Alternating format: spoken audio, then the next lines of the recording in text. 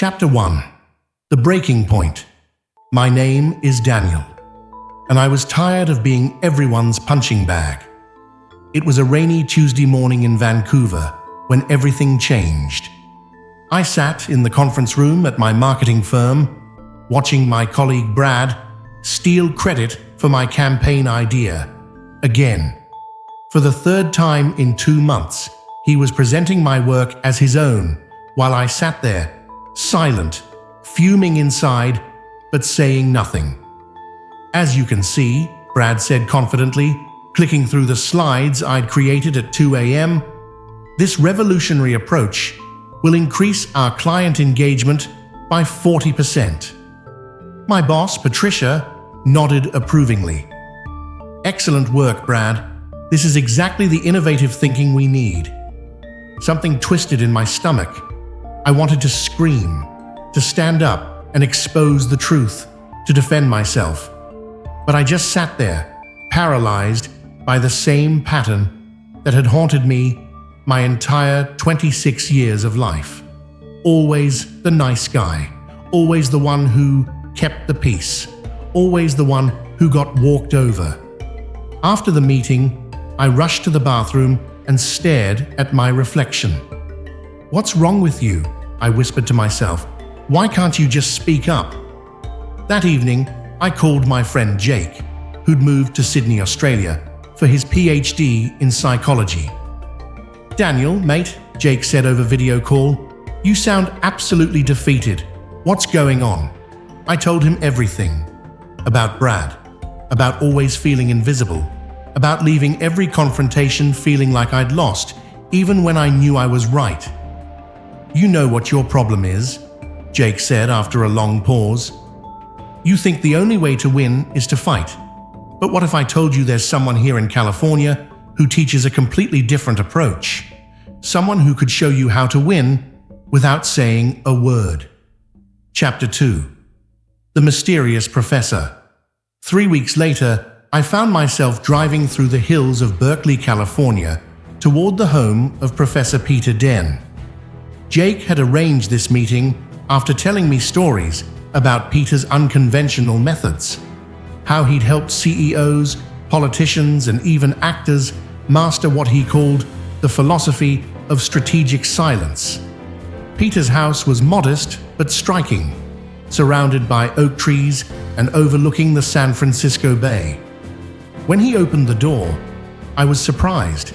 I'd expected some intimidating academic figure, but Peter was a calm, soft-spoken man in his early 50s with kind eyes and an unmistakable presence that made me immediately feel both comfortable and slightly nervous. "Daniel," he said, extending his hand, "Jake tells me you're having some challenges with workplace dynamics." "That's putting it mildly," I admitted as we walked into his study. The walls were lined with books on philosophy, psychology, and human behavior. A portrait of Friedrich Nietzsche hung prominently behind his desk. "Before we begin," Peter said, settling into his chair, "I need you to understand something. What I'm going to teach you isn't about manipulation or trickery. It's about understanding the deepest truths of human psychology and using them to reclaim your power. Are you ready for that?" I nodded, though I wasn't sure what I was agreeing to. "Good. Now, tell me about the last time you felt truly powerful." I thought for a long moment. I can't remember." Peter smiled knowingly. "That's because you've been conditioned to believe that power comes from words, from arguments, from proving you're right. But Friedrich Nietzsche understood something most people never will. True power often lies in what you don't say." Chapter 3. The First Lesson. Understanding the Game.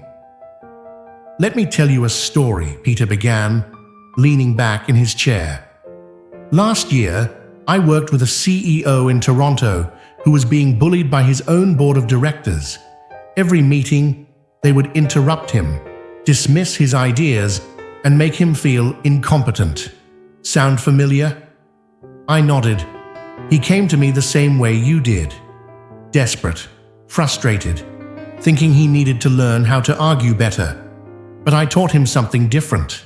I taught him the power of strategic silence. Within 3 months, he had complete control of those boardroom meetings without raising his voice once. How? I asked. By understanding what Nietzsche called the psychology of the herd, Peter explained. Most people, like your colleague Brad, are desperate for validation. They need others to react, to engage, to participate in their drama. When you refuse to play their game, something fascinating happens to their minds. Peter pulled out a whiteboard and began drawing. When someone expects you to react and you don't, their brain goes into what psychologists call cognitive dissonance. They start doubting themselves, questioning their approach, and often end up revealing their own weaknesses. He drew a simple diagram showing 2 figures, one talking, one silent. The talker becomes increasingly desperate for a reaction. The silent one becomes increasingly powerful. This isn't manipulation, Daniel. This is understanding human nature at its deepest level. Chapter 4. The experiment begins. Peter gave me my first assignment. For 1 week, I was to practice what he called strategic observation. Instead of reacting to provocations at work, I would simply observe and remain silent. But what if people think I'm weak? I asked. Weakness is needing to prove your strength, Peter replied. Strength is having nothing to prove. The next Monday, I returned to work with a new mindset. When Brad made his usual sarcastic comments during our team meeting, instead of my typical nervous laugh or defensive response, I simply looked at him calmly and said nothing. The silence stretched for what felt like an eternity. Brad's confident smirk began to falter. He repeated his joke, louder this time, looking around the room for support. Still, I remained silent, maintaining eye contact. Something strange happened. Brad began fidgeting with his pen, adjusting his tie, filling the silence with nervous chatter. Other team members started looking uncomfortable too, but not at me, at Brad. For the first time in months, I felt a spark of something I hadn't experienced before. Control. Chapter 5. The Psychology of Silence. During my second session with Peter, I excitedly shared my experience. Excellent, he said. You've just witnessed what Nietzsche called the mirror effect of silence. When you don't react, you force others to see themselves clearly, and most people don't like what they see. Peter explained that research from universities in the UK and New Zealand had confirmed what philosophers had long suspected. Silence in social situations triggers deep psychological responses. When someone speaks and expects a reaction, your silence activates their amygdala, the fear center of their brain, he explained. They start projecting their own insecurities onto you. Is he judging me? Does he see through me? Am I making a fool of myself? But why does this work so well on people like Brad? I asked. Because people like Brad are what Nietzsche would call reactive personalities. They derive their sense of power from others' reactions. Take away the reaction, and they lose their source of energy. It's like unplugging their power supply. Peter shared more examples. A student in London who used strategic silence to stop classroom bullying. A manager in Melbourne who gained respect from difficult employees without ever raising her voice. A father in Toronto who improved his relationship with his teenage son by learning when not to respond to provocations. Chapter 6. The 4 Weapons of Strategic Silence. Over the following weeks, Peter taught me what he called the 4 Weapons of Strategic Silence. Weapon 1. Controlled non-response. This is the hardest part, Peter explained. Everything in you will want to react. especially when someone is trying to provoke you. But every time you give in to that urge, you hand them your power. He taught me breathing techniques and mental exercises to help control my impulse to respond defensively. Weapon 2. Strategic observation. While others are talking, you're gathering intelligence, Peter said. Listen not just to their words, but to their fears, their insecurities, their needs. When you do speak, you'll speak with surgical precision. Weapon 3. Temporal control. Learn to let silence last, Peter instructed.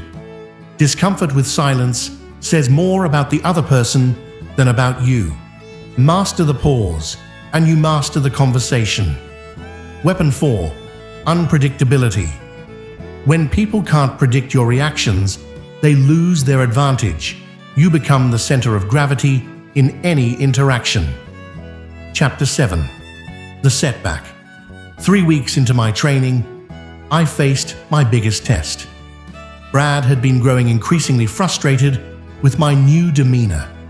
During a particularly tense meeting about budget cuts, he finally exploded. "What's with you lately, Daniel?" he shouted across the conference table. "You just sit there like some kind of statue. Do you even have opinions anymore, or are you just too scared to share them?" Every eye in the room turned to me. My old instincts screamed at me to defend myself, to explain, to justify my behavior. The silence felt suffocating, and I broke. "You want to know what I think, Brad?" I said, my voice shaking with suppressed anger. "I think you're a credit-stealing, insecure bully who's threatened by anyone with actual talent." The room went dead silent, but not the powerful kind of silence Peter had taught me. This was the silence of shock and discomfort. I had given Brad exactly what he wanted, an emotional reaction that made me look unstable and petty. I left work early that day, feeling like I'd failed completely. Chapter 8. The comeback. When I called Peter that evening, I was ready to give up. "I lost it," I told him. "I said exactly what I was thinking, and now everyone thinks I'm unhinged." "Good," Peter said, surprising me. "Good? Daniel, you needed to experience that contrast. Now you understand viscerally why strategic silence is so powerful. How did you feel after your outburst?" "Terrible. Embarrassed. Like I'd given him exactly what he wanted." "Exactly. And how did you feel during those moments when you successfully used silence?" I thought back. "Powerful. In control. Like I was the one setting the terms." There's your answer. You've now experienced both sides. The question is, which version of yourself do you want to be? Chapter 9. The transformation. Peter gave me a new challenge. For the next 2 weeks, I want you to practice what Nietzsche called becoming the observer self. You're not trying to win arguments or prove points. You're studying human nature. This reframe changed everything. Instead of seeing workplace conflicts as battles to win or lose, I began seeing them as fascinating psychological experiments. When Brad tried to provoke me again, I didn't see an enemy. I saw a case study. When Patricia gave unfair criticism, I didn't feel attacked. I felt curious about what was driving her behavior. The transformation was remarkable. People began approaching me differently. They seemed to seek my opinion more, respect my input when I did speak, and treat me as someone whose thoughts carried weight.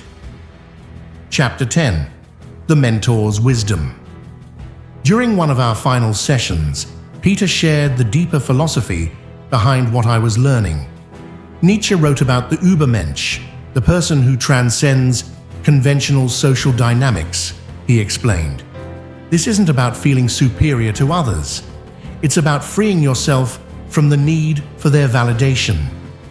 He told me about a study conducted across several universities in Australia and Canada that showed how people who practice strategic silence were perceived as more intelligent, more trustworthy, and more leadership-worthy than their more talkative counterparts. "The weak shout to be heard," Peter said. "The strong remain silent until their words can change everything. The wise choose when to speak and when to let silence do the work." Chapter 11. The Ultimate Test. My final test came during the annual company retreat in Whistler, British Columbia.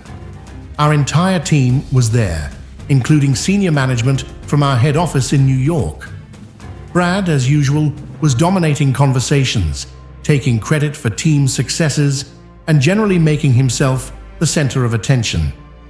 During the main presentation to executives, he once again presented ideas that were clearly mine and others, weaving them together as his own strategic vision. The old Daniel would have either stayed silent and seethed or exploded in frustrated anger. But I had learned a third option. I waited. When the presentation ended and the executives were asking questions, I remained quiet while Brad fielded inquiries about implementation details he clearly didn't understand since he hadn't created the plans. "That's an interesting question," Brad kept saying. "Let me circle back to you on the specifics." Finally, Patricia asked a direct question about budget projections that required knowledge of work I had done personally. Brad fumbled, clearly out of his depth. The room fell silent. Everyone was looking at him, waiting for an answer he didn't have. That's when I spoke. Not to attack Brad, not to defend myself, but simply to provide the information that was needed. "The budget analysis shows a 23% ROI increase over 18 months, I said calmly, "based on the customer segmentation model that factors in our Q3 retention data and the new acquisition costs from the Toronto market expansion." I spoke for exactly 90 seconds, providing clear, specific information that demonstrated deep knowledge of the project. Then I stopped and returned to silence. The contrast was devastating. Brad's vague platitudes and buzzwords looked hollow next to specific, actionable intelligence. But I hadn't attacked him. I had simply revealed the truth through competence. Chapter 12. The Recognition. After the retreat, everything changed. Patricia approached me privately and asked if I'd be interested in leading the new Strategic Initiatives team. 2 executives from New York requested follow-up meetings specifically with me. Even Brad's attitude shifted. He became less confrontational, almost respectful. But the biggest change was internal. I no longer felt the constant anxiety about workplace interactions. I didn't need to prove myself because I knew my worth. I didn't need to defend my ideas because good ideas defend themselves.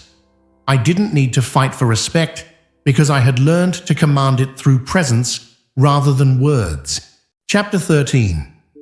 The New Understanding. During my final session with Peter, I realized how fundamentally my understanding of power had changed.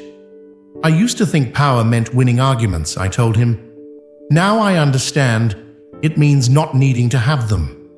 Peter smiled. "You've grasped something that most people never will. True strength isn't about dominating others. It's about not being dominated by your own need for validation." He shared stories of other students who had applied these principles. A teacher in Auckland who transformed her classroom discipline without ever raising her voice. A father in Calgary who improved his relationship with his teenage daughter by learning when not to lecture. A manager in Manchester who turned around a failing team by mastering strategic silence. "The applications are endless," Peter said, "because these aren't tricks or techniques. They're insights into the fundamental nature of human psychology." Chapter 14. The Ripple Effect. 6 months later, the changes in my life extended far beyond work.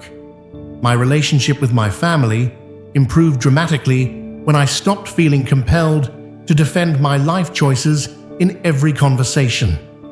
My dating life transformed when I learned that mysterious confidence was far more attractive than desperate conversation filling.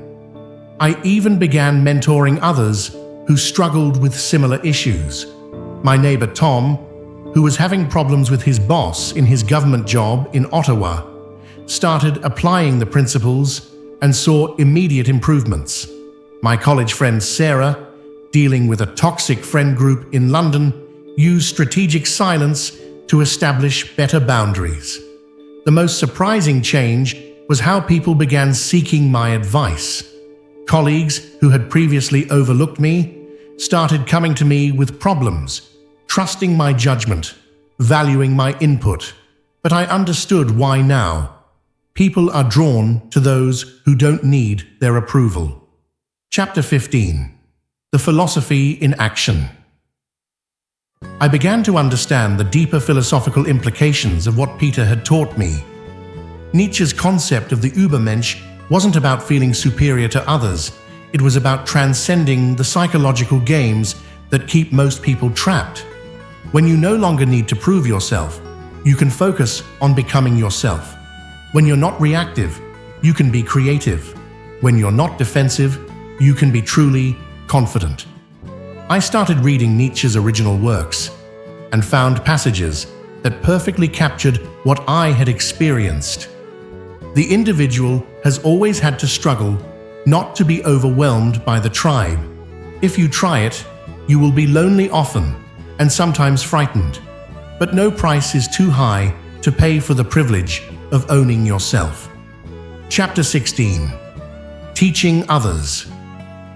A year after meeting Peter, I was invited to speak at a professional development conference in Vancouver about silent leadership. I shared my story and the principles I had learned, watching as audience members had the same revelations I had experienced. After the talk, a young woman approached me. "I've been dealing with workplace bullying for 2 years," she said. I never thought of silence as a form of strength. I gave her Peter's contact information and some basic principles to start with. 3 months later, she emailed to tell me how her entire work dynamic had changed.